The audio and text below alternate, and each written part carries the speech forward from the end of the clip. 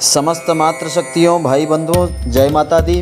नवरात्र में माँ भगवती की यह पावन व्रत कथा सुनने से सभी प्रकार की महामारी से रक्षा होती है और माँ जगदम्बा की कृपा से सारी मनोकामनाएं पूर्ण होती है।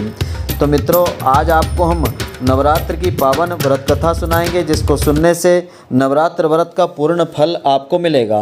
तो मित्रों, आप सभी का बहुत बहुत स्वागत है आपके अपने ही चैनल एस्ट्रो गुरुजी में।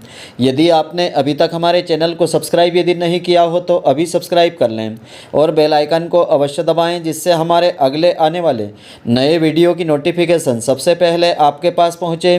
आप नित्य नई नई ज्ञानवर्धक जानकारियाँ व नित्य का राशिफल हमारे चैनल से प्राप्त करते रहें। तो कथा इस प्रकार से है।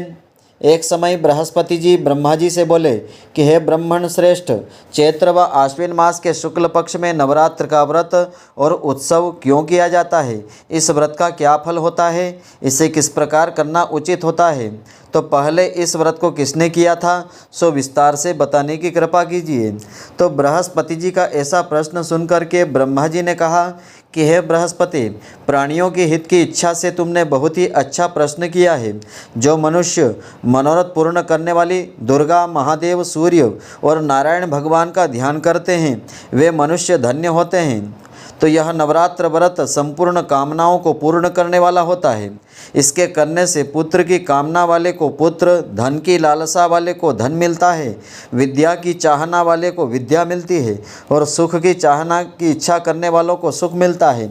इस व्रत को करने से रोगी मनुष्य का रोग दूर हो जाता है, तो मनुष्य की संपूर्ण विपत्तियां भी दूर होती है और घर में सुख समृद्धि का वास होता है। बंध्या को पुत्र प्राप्त होता है, समस्त पापों से छुटकारा मिल जाता है और मन का मनोरथ सिद्ध हो जाता है। जो मनुष्य इस नवरात्र व्रत को नहीं पढ़ता है या व्रत को नहीं करता है, वह अनेक दुखों को भोगता है और कष्ट व रोग से पीड़ित रहता है। अंगहीनता को भी प्राप्त होता है, उसके यहाँ संतान नहीं होती है और वह धन धान्य से रहित हो भूख प्यास से व्याकुल घूमता फिरता रहता है तथा संज्ञाहीन हो जाता है। तो जो सधवा स्त्री इस व्रत को नहीं करती है, वह पति सुख से वंचित और नाना प्रकार के दुखों को भोगती है। यदि व्रत करने वाला मनुष्य सारे दिन का उपवास न कर सके तो केवल एक समय भोजन करें और 10 दिन भाई बांधवों सहित नवरात्र की व्रत कथा का श्रवण अवश्य करें। तो हे बृहस्पति, जिसने पहले इस महाव्रत को किया है, वह कथा मैं तुमको सुनाता हूँ, तुम सावधान होकर के सुनो। इस प्रकार ब्रह्मा जी का वचन सुन करके बृहस्पति जी बोले कि हे ब्राह्मण, मनुष्यों का कल्याण करने वाले इस व्रत के इतिहास को मेरे लिए आप कहिए और सावधान होकर मैं सुन रहा हूँ। आपकी शरण में आए हुए मुझ पर आप कृपा कीजिए। तो ब्रह्मा जी बोले कि प्राचीन काल में मनोहर नगर में पीठत नाम का एक अनाथ ब्राह्मण रहता था। वह भगवती दुर्गा का बहुत ही बड़ा भक्त था। उसके संपूर्ण सद्गुणों से युक्त सुमति नाम की एक अत्यंत सुंदरी कन्या उसके यहाँ उत्पन्न हुई। वह कन्या सुमति अपने पिता के घर बाल्यकाल में अपनी सहेलियों के साथ क्रीड़ा करती हुई इस प्रकार से रहने लगी कि जैसे शुक्ल पक्ष में चंद्रमा की कला बढ़ती है। तो उसका पिता प्रतिदिन जब दुर्गा की पूजा करके हवन किया करता था, तो वह उस समय नियम से वहाँ उपस्थित रहती थी। तो एक दिन सुमति अपनी सखियों के साथ खेल में लग गई और भगवती के पूजन में उपस्थित नहीं हो पाई।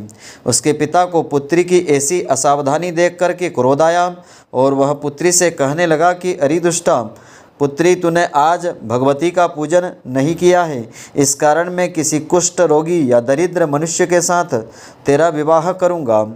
तो पिता का ऐसा वचन सुनकर के सुमति को बड़ा ही दुख हुआ और पिता से कहने लगी कि हे पिताश्री, मैं आपकी कन्या हूँ तथा सब तरह से आपके अधीन हूँ। जैसी आपकी इच्छा हो वैसा ही आप करिए। तो राजा से, कुष्ठी से, दरिद्री से अथवा जिसके साथ चाहो मेरा विवाह कर देना, पर होगा वही जो मेरे भाग्य में लिखा है। मेरा तो अटल विश्वास है, जो जैसा कर्म करता है उसको कर्मों के अनुसार वैसा ही फल प्राप्त होता है। क्योंकि कर्म करना मनुष्य के अधीन होता है, पर फल देना ईश्वर के अधीन होता है। जैसे अग्नि में पड़ने से तृण आदि उसको अधिक प्रदीप्त कर देते हैं। इस प्रकार कन्या के निर्भयता से कहे हुए वचन को सुनकर उस ब्राह्मण ने क्रोधित होकर के अपनी कन्या का विवाह एक कुष्ठी यानी कोढ़ी के साथ कर दिया और अत्यंत क्रोधित हो पुत्री से कहने लगा कि हे पुत्री, अपने कर्म का फल अब तुम भोगो, देखे भाग्य के भरोसे रहकर तुम क्या कर सकती हो। तो पिता के ऐसे कटु वचनों को सुनकर सुमति मन में विचार करने लगी, अहो मेरा बड़ा दुर्भाग्य है जिससे मुझे ऐसा पति मिला हुआ है। इस तरह अपने दुख का विचार करती हुई वह कन्या अपने पति के साथ वन में चली गई और डरावने कुशायुक्त उस निर्जल वन में उन्होंने वह रात बड़े ही कष्ट से व्यतीत की। तो उस गरीब बालिका की ऐसी दशा देख करके देवी भगवती ने पूर्व पुण्यों के प्रभाव से उसके सामने प्रकट हो गई और कहा कि सुमति से कहा कि हे दीन ब्राह्मणी, मैं तुझसे प्रसन्न हूँ, तुम जो चाहो वरदान मांग सकती हो। भगवती दुर्गा का यह वचन सुन करके ब्राह्मणी ने कहा कि आप कौन हैं और वह सब मुझसे आप बताइए। ब्राह्मणी का ऐसा वचन सुन करके देवी ने कहा कि मैं आदि शक्ति भगवती हूँ और मैं ही ब्रह्म विद्या व सरस्वती हूँ। प्रसन्न होने पर मैं प्राणियों का दुख दूर करके उनको सुख प्रदान करती हूँ। हे ब्राह्मणी, मैं तुझ पर तेरे पूर्व जन्म के पुण्यों के प्रभाव से अति प्रसन्न हूँ। तुम्हारे पूर्व जन्म का वृत्तांत सुनाती हूँ, सुनो। तू पूर्व जन्म में निषाद भील की स्त्री थी और अति पतिव्रता नारी थी। एक दिन तेरे पति निषाद ने चोरी की थी। चोरी करने के कारण तुम दोनों को सिपाहियों ने पकड़ लिया था और ले जाकर के जेल खाने में कैद कर दिया। उन लोगों ने तुझको और तेरे पति को भोजन तक नहीं दिया। इस प्रकार नवरात्र के दिन थे, तो नवरात्र के दिनों में तुमने न तो कुछ खाया न ही जल पिया था। इस प्रकार 9 दिन तक नवरात्र का व्रत अनायास तुमसे हो गया था। हे ब्राह्मणी, उन्हीं दिनों में जो व्रत तुमसे हुआ, इसी व्रत के प्रभाव से प्रसन्न होकर मैं तुझे मनोवांछित वर देती हूँ। तुम्हारी जो इच्छा हो सो मुझसे मांग लो।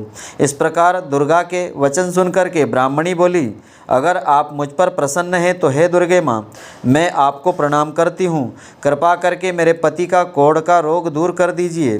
देवी ने कहा कि उन दिनों तुमने जो व्रत किया था, उस व्रत का 1 दिन का पुण्य पति को कोढ़ दूर करने के लिए अर्पण करो, तो उस पुण्य के प्रभाव से तेरा पति कोढ़ के रोग से मुक्त हो जाएगा। आगे ब्रह्मा जी कहते हैं, इस प्रकार देवी के वचन सुन करके वह ब्राह्मणी बहुत ही प्रसन्न हुई और पति को निरोग करने की इच्छा से जब उसने तथास्तु ठीक है ऐसा वचन कहा, तब उसके पति का शरीर भगवती दुर्गा की कृपा से कुष्ठ रोग से, कोढ़ के रोग से रहित हो गया और अति कांतिवान चमकदार हो गया। वह ब्राह्मणी पति की सुंदर देह को देख करके देवी माँ की स्तुति करने लगी, कहने लगी कि हे दुर्गे, आप दुर्गति को दूर करने वाली, तीनों लोगों का संताप हरण करने वाली, समस्त दुखों को दूर करने वाली, रोगी मनुष्य को निरोग करने वाली, प्रसन्न हो मनवांछित वर देने वाली और दुष्टों का नाश करने वाली जगत की माता हो। हे अम्बे, मुझ निरपराध अबला को मेरे पिता ने कुष्ठी मनुष्य के साथ विवाह करके घर से निकाल दिया था, तो पिता से तिरस्कृत हो करके निर्जन वन में विचर रही हूँ। आपने मेरा इस विपदा से उद्धार कर दिया है। हे देवी, मैं आपको प्रणाम करती हूँ, मेरी रक्षा कीजिए। आगे ब्रह्मा जी कहते हैं कि हे बृहस्पति, उस ब्राह्मणी की ऐसी स्तुति सुन करके देवी बड़ी प्रसन्न हुई और ब्राह्मणी से कहा कि हे ब्राह्मणी, तेरे उदालय नामक अति सुंदर, बुद्धिमान, धनवान, कीर्तिवान और जितेंद्रिय पुत्र शीघ्र ही उत्पन्न होगा। ऐसा वर प्रदान करके देवी ने ब्राह्मणी से फिर कहा कि हे ब्राह्मणी, और जो कुछ तेरी इच्छा हो वर मांग ले। भगवती दुर्गा का ऐसा वचन सुनकर के सुमति ने कहा कि हे भगवती दुर्गे, अगर आप मुझ पर प्रसन्न हैं तो कृपा करके मुझे नवरात्र व्रत की विधि और उसके फल का विस्तार से वर्णन करिए। तो इस प्रकार ब्राह्मणी के वचन सुन करके माँ दुर्गा ने कहा कि हे ब्राह्मणी, मैं तुझे संपूर्ण पापों को दूर करने वाले नवरात्र व्रत की विधि बतलाती हूँ, जिसको सुनने से मोक्ष की प्राप्ति हो जाती है। तो आश्विन मास के शुक्ल पक्ष की प्रतिपदा से लेकर 9 दिनों तक विधि पूर्वक व्रत करें, और यदि दिन भर का व्रत न कर सके तो एक समय भोजन ग्रहण करें। विद्वान ब्राह्मणों से पूछ करके घट स्थापना करावें और वाटिका बना करके उसको प्रतिदिन जल से सिंचन करें। महाकाली, महालक्ष्मी और महासरस्वती देवी की मूर्तियां विराजित करके उनकी नित्य विधि पूर्वक श्रद्धा के साथ पूजा करें और पुष्पों से विधि पूर्वक अर्घ्य देवें। बिजौरा के नींबू के फल से अर्घ्य देने से रूप सुंदर स्वरूप की प्राप्ति होती है। जायफल से अर्घ्य देने से कीर्ति सम्मान मिलता है। दाख से अर्घ्य देने से कार्य की सिद्धि हो जाती है और आंवले से अर्घ्य देने से सुख की प्राप्ति होती है। केले से अर्घ्य देने से आभूषणों की प्राप्ति होती है। इस प्रकार पुष्पों व फलों से अर्घ्य देकर व्रत समाप्त होने पर 9वें दिन यथाविधि हवन करें। खांड, घी, गेहूँ, शहद, जौ, तिल, बिल्व, बेल, नारियल, दाख और कदम्ब आदि से हवन करें। गेहूँ से होम करने से लक्ष्मी की प्राप्ति होती है। खीर एवं चंपा के पुष्पों से धन की प्राप्ति होती है। बेल पत्तों से हवन करने से तेज व सुख की प्राप्ति होती है। आंवले से कीर्ति सम्मान की प्राप्ति होती है। केले से पुत्र की और कमल से राज सम्मान की प्राप्ति होती है। दाखों से संपदा की भी प्राप्ति होती है। खांड, घी, नारियल, शहद, जौ और तिल तथा फलों से हवन करने से मनोवांछित वस्तु की प्राप्ति हो जाती है। तो व्रत करने वाला मनुष्य इस विधि विधान से हवन करके आचार्य को अत्यंत नम्रता के साथ प्रणाम करें और यज्ञ की सिद्धि के लिए यथाशक्ति उचित दक्षिणा दान में देवें। इस प्रकार बताई हुई विधि के अनुसार जो व्यक्ति व्रत करता है उसके सब मनोरथ सिद्ध हो जाते हैं। इसमें तनिक भी संदेह नहीं है। इन 9 दिनों में जो कुछ दान आदि दिया जाता है उसका करोड़ों गुना फल प्राप्त हो जाता है। इस नवरात्र व्रत करने से अश्वमेघ यज्ञ का फल भी प्राप्त होता है। तो हे ब्राह्मणी, इस संपूर्ण कामनाओं को पूर्ण करने वाले उत्तम व्रत को तीर्थ, मंदिर अथवा घर में विधि के अनुसार श्रवण करना चाहिए और व्रत को करना चाहिए। आगे ब्रह्मा जी कहते हैं, हे बृहस्पति, इस प्रकार ब्राह्मणी को व्रत की विधि बतला करके और फल बतला करके देवी अंतर्ध्यान हो गई। तो जो मनुष्य या स्त्री इस व्रत को भक्तिपूर्वक श्रद्धा के साथ करता है वह इस लोक में सुख प्राप्त करके अंत में दुर्लभ मोक्ष को प्राप्त कर लेता है। हे बृहस्पति, यह इस दुर्लभ व्रत का महात्म्य है जो मैंने तुमको बतला दिया है। यह सुनकर के बृहस्पति जी आनंद से प्रफुल्लित होकर के ब्रह्मा जी से कहने लगे कि हे ब्रह्मन, आपने मुझ पर अति कृपा की जो मुझे इस नवरात्रि व्रत का महात्म्य सुनाया है। ब्रह्मा जी बोले कि हे बृहस्पति, यह देवी भगवती जो शक्ति है संपूर्ण लोकों का पालन करने वाली है, इस महादेवी के प्रभाव को कौन जान सकता है। बोलिए जगदम्बे मात की जय। तो मित्रों, आशा करता हूँ कि आपको हमारी यह ज्ञानवर्धक जानकारी पसंद आई होगी।